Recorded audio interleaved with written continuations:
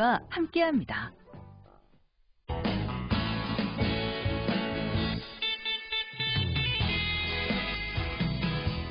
상쾌한 아침 원주에서 출발합니다.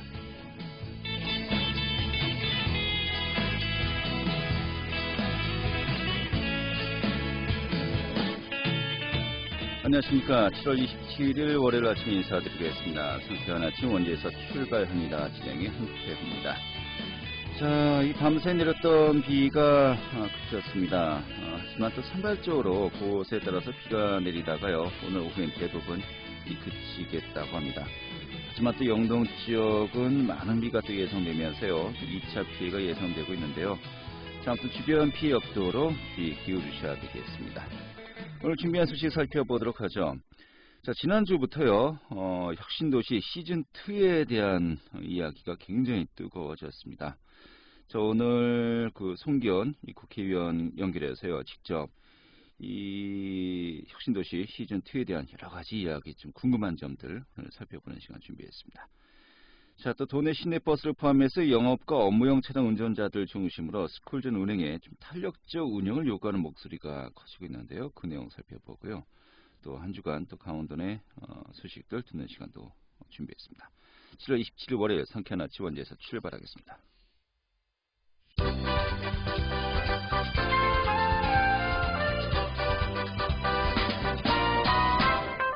오늘의 주요 뉴스입니다.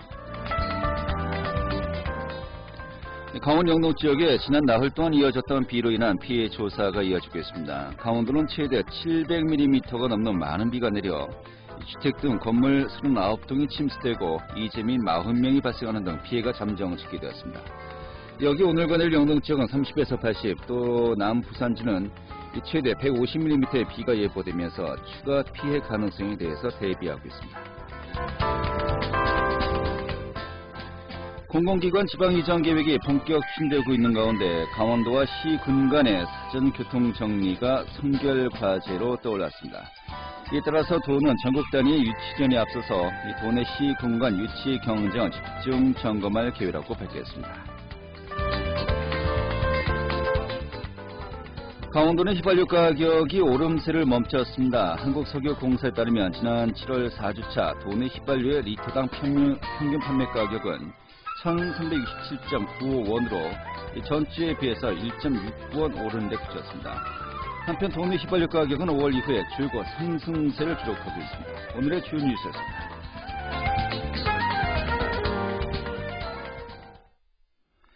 네, 혁신도시 시즌2에 대한 논의가 뜨거워지고 있습니다. 이런 가운데 지난주에는 국회에서요. 혁신 기업도시 발전 국회의원 모임이 또 발족을 하기로 했었는데 오늘 전체적인 내용 살펴보도록 하겠습니다. 더불어민주당의 원주 을 지역구 송기현 국회의원 연결하겠습니다. 의원님. 네, 안녕하세요. 네, 반갑습니다. 반갑습니다.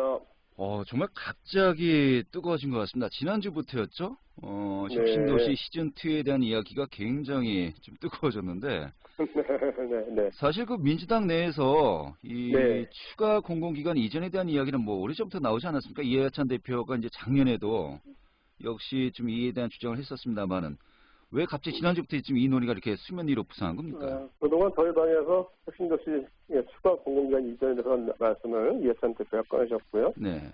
그 방향에 대해서 이제 국토연구원에서 영역 검토를 했었습니다. 네.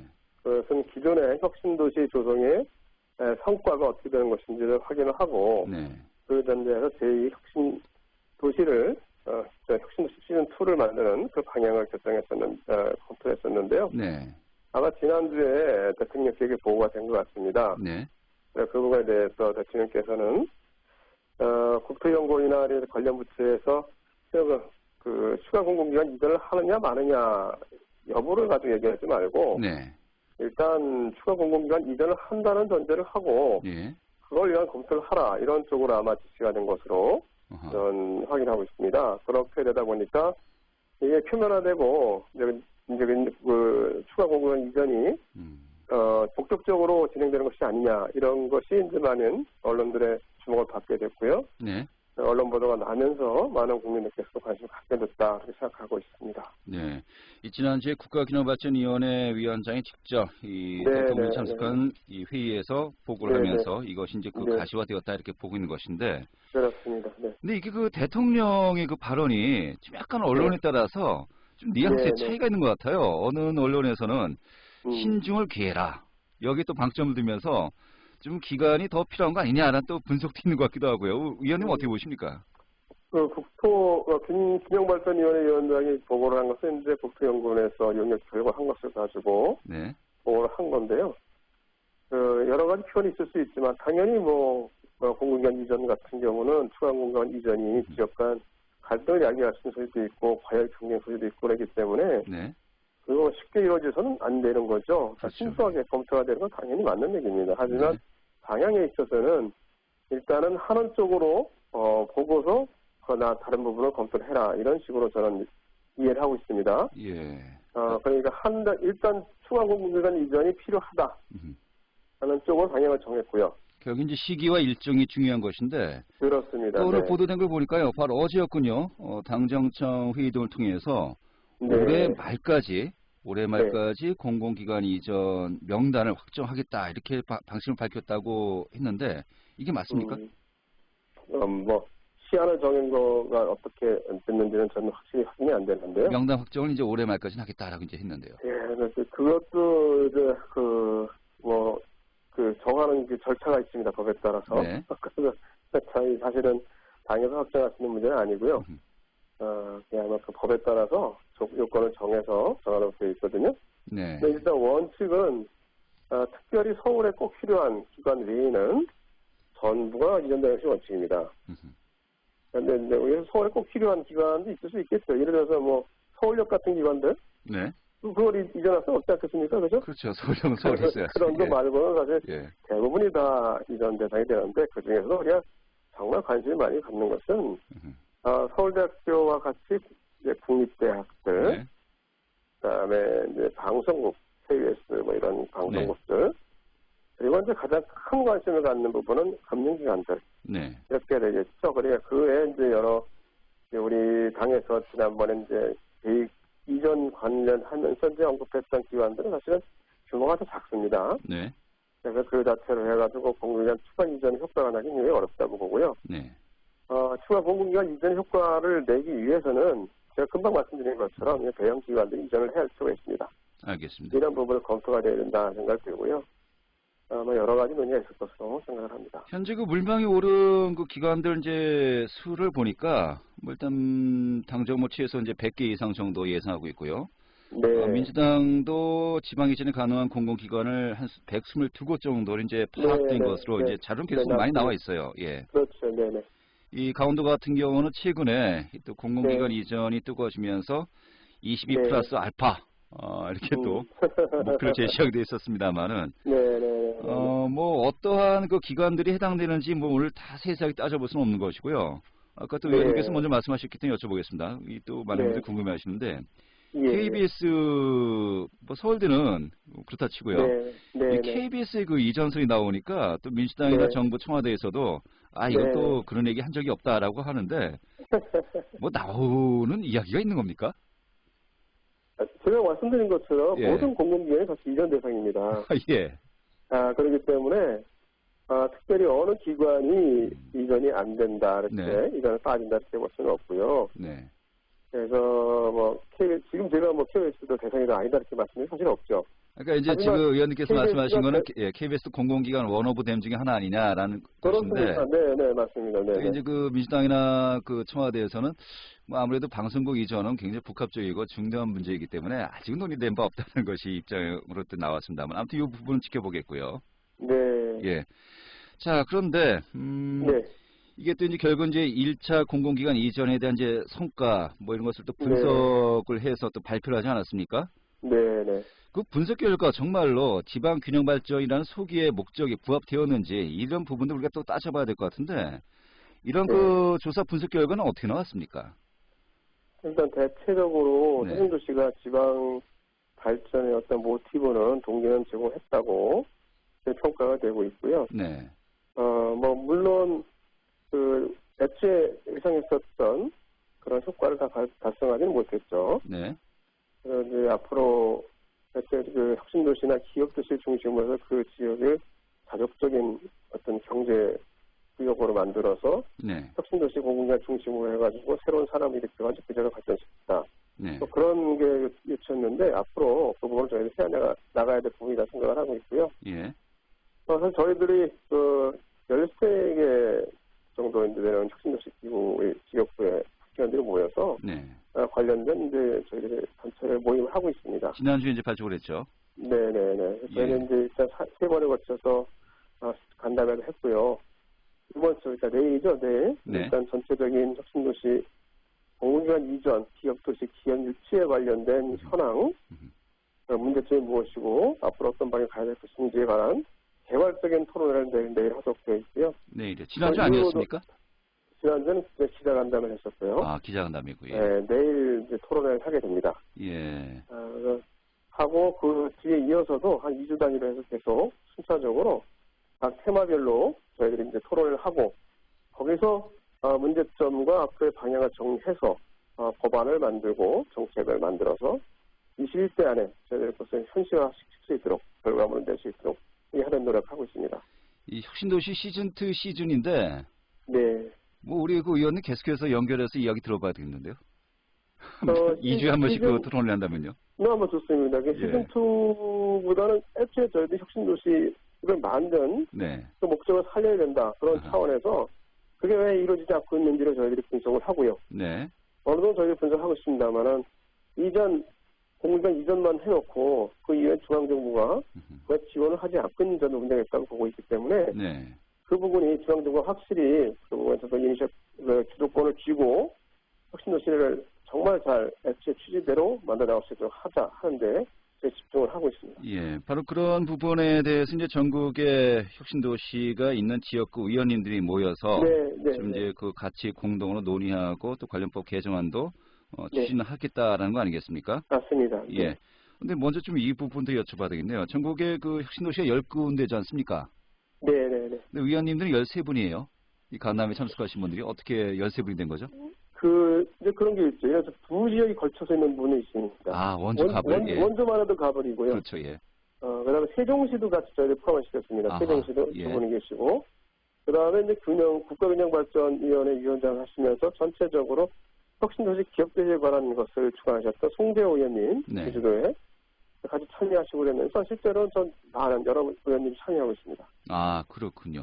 예. 자, 이렇게 13분 이런 분들이 함께 모여서 공동으로 어떤 논의를 거친다면요. 상당히 좀 파급 효과가 있지 않을까라는 또 기대도 갖게 되는군요.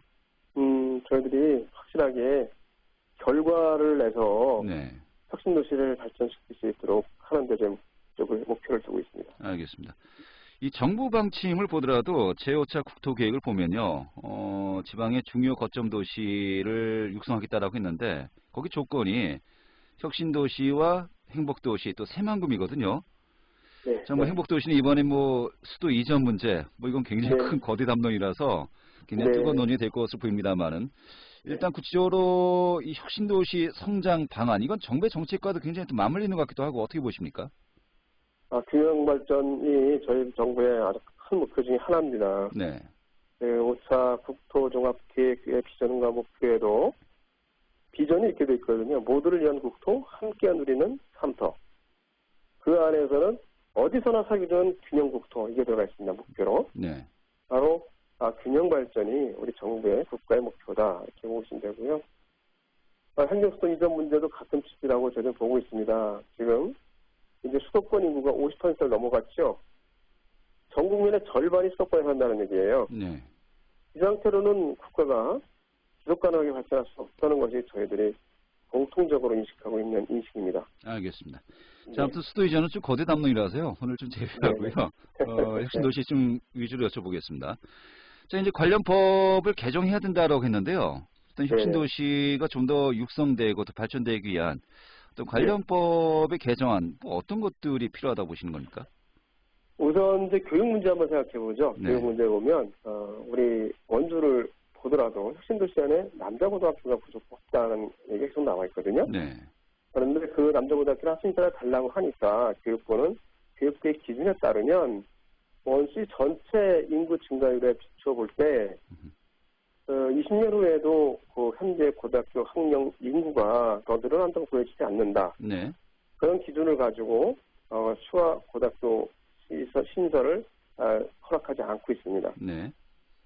그런데 지금 보면은 혁신도시 안에는 인구가 늘고 있죠, 분명히. 근데 그 안에는 또 고등학교 가야 되는 학생들도 많이 생기고 있고요.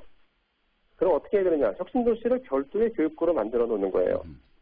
원주 안에서 특별, 별도 교육구로. 그런 것이 지금 법으로 안 돼 있어서 못하는 거거든요. 예를 들면 그런 것을 법으로 넣자 이런 말씀이고요. 그리고 또 혁신도시를 조성하고 난 다음에 재반야단 시설 같은 경우는 지방자치단체가 하도록 법에 되어 있거든요. 네.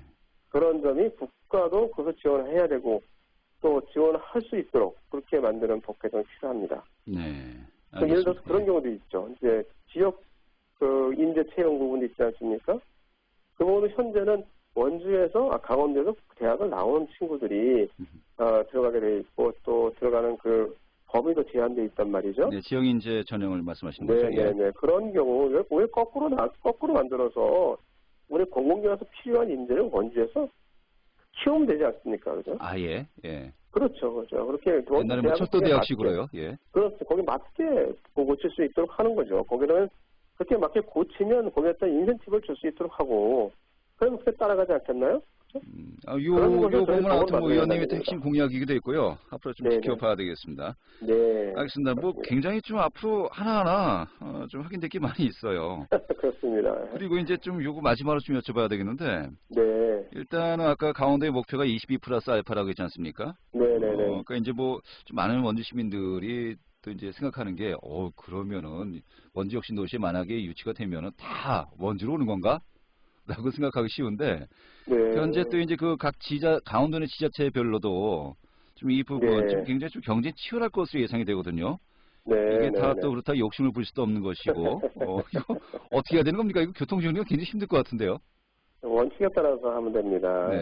혁신도시라는 것이 그 공공적 이전을 통해서 그 지역을 그 혁신을 중심으로 해서 그 지역이 자극적인 경제로 발전할 수 있도록 하는 거거든요. 네. 예를 들어 지금 제가 앞에도 말씀드렸지만은 추가 이전하는 공공기관은 이름이 나와 있는 공공기관은 규모가 작습니다. 네. 그런 기관이 개별적으로 이전이 된다 해가지고 그 혁신도시를 만들려고 하는 그 목표가 달성될 수가 없습니다. 네. 그러면 이전되는 공공기관도 제 기능을 발휘할 수 없고 또 옮김으로써 수가도 안 나는 거거든요. 결국은 지금 각각 이전되는 공공기관과 유관 관계가 있는 기관들이 그 관련된 기관이 있는 쪽으로 움직이는 것이 가장 효과적이고 혁신도시의 목표 맞습니다. 일단은 혁신도시, 원주 혁신도시 기존에 있던 곳에 집중하자. 지금 여기에 무게를 두는 것을 저는 이해하겠고요. 그 원주 혁신도시에 오는 건강과 관련된 기관 이런 게 있지 않겠습니까? 관광, 건강, 자원 이런 게 있거든요. 그러면 예를 들어서 이제 우리 건강개발이라든지 이런 경우에 그런 경우 딴 데 가는 게 아니라 원주로 오는 거죠. 네, 알겠습니다. 그런 것이 그 하나만 뚝 떨어져가 딴 데 가기는 어렵다는 거죠. 그 효과도 안 난다는 거고요. 일단 전체적으로 이제 강원도 내에 어떠한 기관들이 좀 가시화되는지 지금 그때 이후에는 굉장히 뜨거워질 것 같습니다. 예. 네네. 이거 하나만 더 여쭤보겠습니다. 굉장히 궁금한 게 많습니다. 이 금융기관들도 이전의 필요성이 제기되고 있지 않습니까? 그런데 유독 원주 지역에 산업은행 이전설이 계속해서 나오고 있어요. 특별한 이유가 있는 겁니까? 그거는 실제하고는 이제 약간 다른 보도가 난 거고요. 다른 겁니까? 예. 네, 다만 이제 이건 있습니다. 그런 것이 논의가 된 적이 있었고, 예. 그 과정에서 또 그 해당되는 직원들께 어디로 가면 좋겠느냐 이런 쪽에 논의가 됐었던 것 같아요. 네. 저도 이제 들은 얘기겠죠. 가야 된다면, 예. 가야 된다면 어쩌면 좋냐 이렇게 얘기를 했을 때 원주가 상당히 선호되고 있더라고요. 출퇴근하려고 그런 거 아닙니까? 출퇴근을 해도 기간 오는 건 자체로 이득이죠. 예. 우리가 약간의 로스가 있다 그래가지고 그 부정적인 걸 보면 안 돼요. 출퇴근하면 어떻습니까? 그 기관이 와서 있고 관련된 기관들이 또 따라오는데? 알겠습니다. 화내지 마시고요. 그런 생각을 하시니까 아주 좋습니다. 그래서 그렇게 보면 원주가 공공기관들이 이전하는데 굉장히 선호되는 도시 중에 하나입니다. 그렇죠. 예. 그런 데는 원주가 최대한 살려야 되지 않을까라는 생각이 들고요. 그런 면에서 저희 대놓고 이제 진행되지 않고는 있지만 저희들이 꾸준히 저희들이라는 건 뭐 누구인지 저도 아시겠지만 예. 꾸준히 노력을 하고 있습니다. 알겠습니다. 예. 네네. 자, 아무튼 내일 그 본격적으로 지난주는 간담회였고 앞으로 어떻게 하겠다라는 큰 어떤 그 틀만 제시했으면 이제 구체적으로 여러 가지 많은 논의를 거치는 것이 이제 토론회 과정 아니겠습니까? 그렇습니다. 내일부터 진행되고 이것이 지금 현재 아까 말씀하신 대로라면 2주에 한 번 정도씩 열릴 것 같다라고 했는데 네. 그 다음에 앞으로 보니까 2, 3주 동안에 굉장히 많은 또 변화가 있을 것 같아요. 좀 좀 이 부분들 좀 자주 제가 또 연결해서요. 좀 설명 듣고요. 궁금한 점 좀 해소시켜 줬으면 좋겠습니다. 참고로 또 이번에 행정도시 우리 추진 TF가 구성이 됐는데 네. 저도 그 TF에 참여를 하게 됐기 때문에 예. 앞으로 그런 부분에 대해서도 행정수도 이전 부분에 관해서도 우리 원주 시민들께서 궁금하신 부분이 있다고 하면 네. 자주 찾아뵙고 함께 말씀을 나누도록 그렇게 하겠습니다. 알겠습니다. 저도 오늘 맛배기로 한 걸로 알겠습니다. 네, 감사합니다. 네, 오늘 고맙습니다. 네, 고맙습니다. 네, 더불어민주당 원주울 지역구의 송기현 국회의원이었습니다.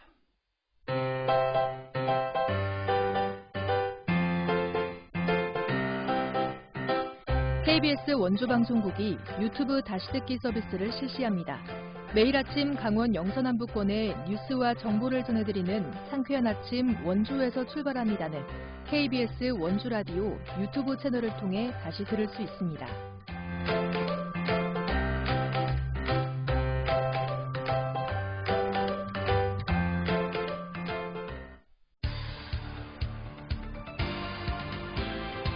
알찬 정보, 생생한 현장의 소식을 전해드립니다. 리포터 현장. 네, 이름은 민식이법이라고 불리우죠. 도로교통법 개정안이 지난 3월부터 시행되고 있습니다. 이 어린이 교통사고를 예방하기 위해서요. 이 어린이 보호구역에선 30km 이하로 주행하도록 하고 이를 어겨서 이 사고가 발생했을 때는 가중처벌한다. 이게 큰 내용인데요. 자, 그런데 좀 시내버스 업계 등에서는요. 어린이 보호구역 내 30km 이하 주행 좀 현실적으로 어려움이 있다. 지금 여기에 대한 좀 완화해야 필요성을 제기하고 있습니다. 오늘 이 내용 살펴보도록 하죠. 김민주 리포터 자리했습니다. 어서 오시죠. 네, 안녕하세요. 네. 자, 일단 현재 개정된 법률에 따르면은 어린이 보호구역 내에서는 30km 이하로 주행해야 되는데 뭐 시내버스 업계 같은 경우 뭐 어려움이 있다고요? 네, 어린이 교통사고 가해자 처벌 강화를 주요 내용으로 하는 이른바 민식이법이 지난 3월부터 시행되고 있는데요. 민식이법은 2개의 법안으로 구성되어 있습니다. 사고 예방을 위해 어린이 보호구역에 과속 단속 카메라 설치를 의무화하는 것이고요. 또 어린이 보호구역 내 교통사고 가해자의 가중 처벌입니다. 이로 인해 어린이 보호구역에서는 30km 이하로 주행해야 하며 속도를 어기면 단속 대상이 됩니다. 다만 시내버스도 어린이 보호구역에서 속도 제한을 지켜야 하는데 30km 이하로 주행하는 것에는 다소 어려움이 있다고 하는데요. 다른 지역의 경우 어린이 보호구역이 많은 곳을 피해 시내버스 노선 변경을 결정한 곳도 있습니다. 자세한 이야기 원주 지역 시내버스 업계 종사자에게 듣겠습니다. 근데 그게 너무 좀 그 거리가 앞뒤 거리가 좀 너무 정확하지 않게끔 그건 누가 책정해서 하는 건지 모르지만 물론 뭐 학교 앞에는 당연히 속도를 줄여야 되지만 조금 우리 측에서는 좀 애로사항이 많죠. 그거 문제로 인해서 지금 애들 학교 등교하고 학교 끝나고 나서까지도 그런 걸 꼭 해야 되나. 그때는 학교에 아무도 없는데 원주 같은 데도 학교 앞이 주도로가 많잖아요. 이 안에 들어가는 도로 같으면 괜찮은데 주도로를 너무 24시간 강력하게 단속한다는 건 문제가 좀 있다고 봐야죠. 30km 정도 간다면 뭐 자전거 가는 속도로 굉장히 천천히 간다고 봐야죠. 시내버스 같은 경우에는. 네. 자, 이런 가운데 9월부터는 원주시도 어린이 보호구역 내에서 단속을 좀 실시할 예정이라고요? 네, 현재 원주 지역 중심도로인 원일로와 평원로의 경우 어린이 보호구역에 따라 제한 속도가 시속 30km로 제한됐는데요. 만종초와 반곡초 등 원주 지역의 다른 어린이 보호구역도 제한 속도가 30km로 제한될 예정입니다. 오는 9월부터는 무인 단속 카메라를 설치해 단속을 실시할 계획이라고 하는데요. 다만 아직까지 어린이 보호구역 단속 시간과 방식에 대한 명확한 설명이 없기 때문에 운전자들의 혼란이 이어지고 있습니다. 시내버스와 마찬가지로 어린이 보호구역 내 속도 제한으로 운전에 부담을 느끼는 택시업계 종사자도 많은 편인데요. 또 운전자 보험도 모두 새로 가입해야 한다고 합니다. 자세한 이야기 원주 지역 택시업계 종사자에게 듣겠습니다. 보험도 다시 들어야 되죠. 한도가 높아지잖아요. 새로 가입을 해야 돼요. 거기에 적용을 받으려면 보험 자체를 다시 들어야 돼요. 기존 보험이 그거 해당 안 되잖아요. 한도가 낮으니까. 저희는 그렇게 하고 있어요. 어차피 경각심을 줄 것 같으면 뭐 딴 방법도 있지 않나? 네. 자, 일명 민식이법, 그 제정 취지는 우리가 충분히 또 공감을 합니다만, 또 여러 가지 현실적인 문제를 제기한 분들도 많이 있고요. 좀 이 부분 좀 명확하게 좀 지침이 내려줘야 될 것 같네요. 네, 민식이법이 시행됨에 따라 어린이 보호구역에서의 교통사고로 어린이를 사망에 이르게 한 경우 무기 또는 3년 이상의 징역에 처해지고요. 어린이를 상해에 이르게 하면 1년 이상 15년 이하의 징역 또는 500만 원에서 3천만 원의 벌금이 부과됩니다. 이에 민식이법에 따른 운전자 보험도 새로 생겨나고 있는데요. 도로교통공단이 교통사고를 분석한 결과 어린이 교통사고가 가장 많이 발생하는 시간대는 학교 시간인 오후 4시에서 6시 사이인 것으로 나타났습니다. 또 강원 지역의 어린이 보호구역은 모두 770곳이 넘는데 오는 2022년까지 모든 어린이 보호구역에 단속 카메라가 설치될 예정입니다. 네, 알겠습니다. 오늘 소식 잘 들었습니다. 네, 감사합니다. 네, 김민주 리포터였습니다. 자, 7월 27일 월요일에 함께했던 KBS 원주방송국의 상쾌한 아침 원에서 출발합니다. 오늘 순서는 여기까지입니다. 자, KBS 원주방송국의 라디오 프로그램은요, 표준 FM 97.1MHz로 함께하고 있고요. 또 유튜브로도